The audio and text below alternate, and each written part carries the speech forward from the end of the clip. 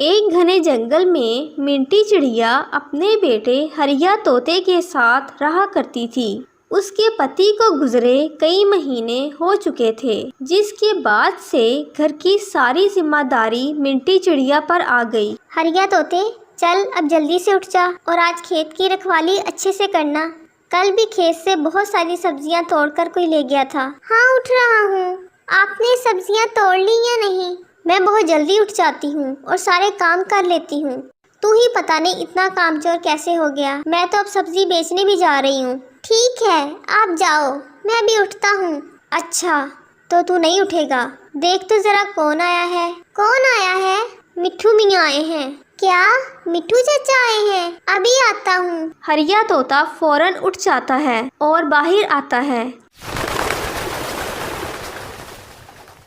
माँ, मिट्ठू चाचा तो कहीं नहीं दिख रहे। हाँ, तो और क्या करती, तुझे उठाना था और तुझे उठाने के लिए तेरे मिट्ठू चाचा का सहारा लेना पड़ा।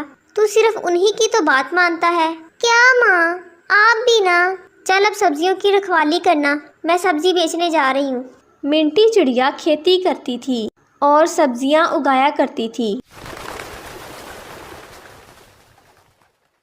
और बाजार ले जाकर बेचा करती थी। मिंटी चिड़िया का बेटा हरिया तोता पड़ोस वाले मिट्ठू चच्चा से बहुत घुला मिला हुआ था। आइए आइए भाई जी, बहन जी, ताजी ताजी सब्जी ले लीजिए। कैसी है मिंटी चिड़िया? 2 किलो सब्जी दे दे। जी अभी देती हूँ। भगवान की कृपा से सब ठीक चल रहा है। चल अच्छा है।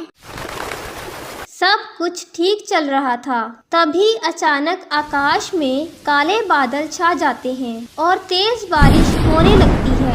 ऐ भगवान, बारिश तो रुक ही नहीं रही। अगर ऐसे ही लगातार बारिश होती रही तो मेरी तो सारी सब्जियां पानी में डूबकर खराब हो जाएंगी। मिंटी चिड़िया की सारी तैयार सब्जियों की फसल पानी में डूबकर खराब हो जाती है। ऐ भगवान, ये क्या हो गया? एक ही तो सहारा था जिससे कमाई होती थी, अब तो वो भी नहीं बच पाया। अब मैं क्या करूँगी? कई दिनों तक बारिश होती रहती है। मिंटी चिड़िया के पास कुछ भी खाने को नहीं बचा था जिससे वो अपना और अपने बेटे का पेट पाल सके। माँ, अब क्या होगा?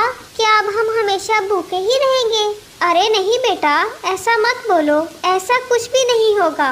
मिंटी चिड़िया और हरिया तोता दोनों भूख से तड़प रहे थे। तभी मिट्ठू मियाँ कुछ खाने को लेकर आता है। लीजिए, खा लीजिए, पेट भर जाएगा। नहीं नहीं, अगर हम ये खा जाएंगे तो आप क्या खाएंगे? मैंने खा लिया है, ये तो आप दोनों के लिए लेकर आया हूँ, ये लीजिए। आपका बहुत बहुत धन्यवाद मिट्ठू चाचा, आप बहुत अच्छे हैं। दोनों कई दिनों बाद भोजन करते हैं। बारिश रुक जाती है, लेकिन मिंटी चिड़िया की सारी सब्जियां खराब हो गई थी। अब इतनी जल्दी कौन सा नया काम शुरू करूं? कुछ समझ में नहीं आ रहा। एक काम करती हूँ, सेठ जी के पास से कुछ पैसे उधार लेकर आती हूँ। बोलूँगी मैं दोबारा सब्जियों की फसल बोऊंगी तो सब्जियाँ बेचकर पैसे वापस लौटा दूंगी। हाँ, यही सही रहेगा। हरिया तोते को साथ लेकर मिंटी चिड़िया सेठ जी के पास आती है। इतनी आसानी से पैसे कैसे दे दूं? क्या भरोसा है कि दोबारा बारिश आ जाए और तेरी फसल दोबारा खराब हो जाए? मेरे तो सारे पैसे डूब जाएंगे, तेरी सब्जियों की फसल फिर से खराब हो जाएगी और तू मेरे पैसे भी वापस नहीं कर पाएगी। नहीं नहीं सेठ जी, ऐसा जरूरी नहीं है, मैं आपके पैसे जरूर लौटा दूंगी। चलो, पैसा क्या लौटाना, तुम एक काम करो, जितने पैसे चाहिए उतने पैसे ले लो और मुझसे शादी कर लो। सारी जिंदगी तुम्हें खुश रखूंगा, कभी किसी चीज की कमी नहीं होने दूंगा। ये आप क्या कह रहे हैं सेठ जी? माफ कीजिए, मुझे आपसे किसी भी तरह की कोई मदद नहीं चाहिए। चल निकल यहाँ से, कहाँ कहाँ से उठकर चले आते हैं। मिंटी चिड़िया अपने बेटे को साथ लेकर घर आ जाती है। कुछ समझ नहीं आ रहा, क्या करूं?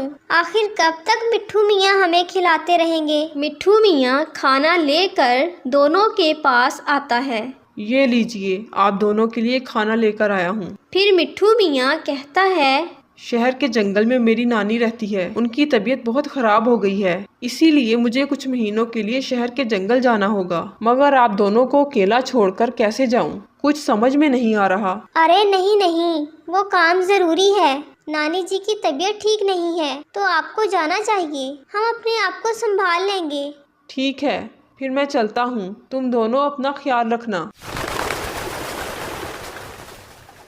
फिर दोनों माँ बेटा खाना खाते हैं। मिट्ठू मियाँ शहर के जंगल चला जाता है। मिट्ठू मियाँ के जाने के बाद मिंटी चिड़िया और हरिया तोते को खाने के लिए कुछ भी नहीं मिल पाता। अपने खेत में जाकर देखती हूँ, कहीं कुछ होगा, कोई थोड़ी बहुत सब्जी मिलेगी तो वही पका दूंगी और हरिया को खिला दूंगी। मिंटी चिड़िया अपने सब्जियों के खेत में जाती है। वो खेत से सब्जी ढूंढने लगती है, तभी उसे एक टमाटर मिलता है। ये तो एक ही ठीक टमाटर है, बाकी सारे टमाटर तो खराब हैं। इस एक टमाटर से क्या होगा? तो टमाटर से आवाज आती है, मैं एक टमाटर हूँ और सिर्फ एक ही काफी हूँ। मतलब? मैं एक जादुई लाल टमाटर हूँ। तुम मुझे जितने टुकड़ों में काटोगी उतनी तरह के अलग अलग तरह के मजे मजे के खाने बर्तन भर के आ जाएंगे और फिर मैं वापस पहले जैसा बन जाऊंगा। ये सुनकर मिंटी चिड़िया बहुत खुश हो जाती है और उसे आजमा कर देखती है। वो जादुई टमाटर को टुकड़ों में काटती है। टमाटर को टुकड़ों में काटते ही अलग अलग प्रकार के मजे मजे के खाने वहाँ आ जाते हैं और जादुई टमाटर वापस पहले जैसा हो जाता है। अरे ये कितने मजे मजे के खाने आ गए। अब जाकर हरिया को खाना खिलाती हूँ। मिंटी चिड़िया हरिया तोते के पास आती है और उसे सारी बात बताती है। ये लो हरिया बेटा, ये खाना खा लो। ये सब जादुई खाना है और बहुत स्वादिष्ट है।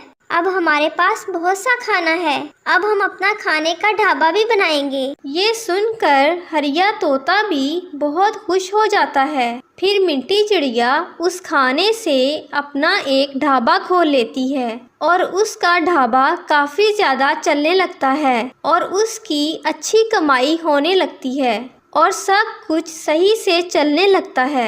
कुछ महीनों बाद मिट्ठू मियाँ वापस जंगल आता है। मिट्ठू मियाँ को देखकर मिंटी चिड़िया और हरिया तोता बहुत खुश हो जाते हैं। मिंटी चिड़िया मिट्ठू मियाँ को भी सारी बात बताती है। मिट्ठू भैया, अब आप भी हमारे साथ यही रहेंगे और अब ढाबे का काम भी बहुत ज़्यादा चल पड़ा है और मुझ अकेली से इतना काम संभाला नहीं जाता। क्या आप मेरे साथ ढाबे पर मेरी मदद करेंगे? हाँ हाँ मिट्ठू चचा, अब आप कहीं नहीं जाएंगे। ये सुनकर मिट्ठू मियाँ बहुत खुश हो जाता है। अब मिट्ठू मियाँ भी मिंटी चिड़िया के साथ मिलकर ढाबे पर जाने लगा। अब उनका काम काफ़ी ज़्यादा चलने लगा था। फिर वो सब मिलकर जादुई ढाबा चलाने लगे और सब मिलकर खुशी खुशी रहने लगते हैं।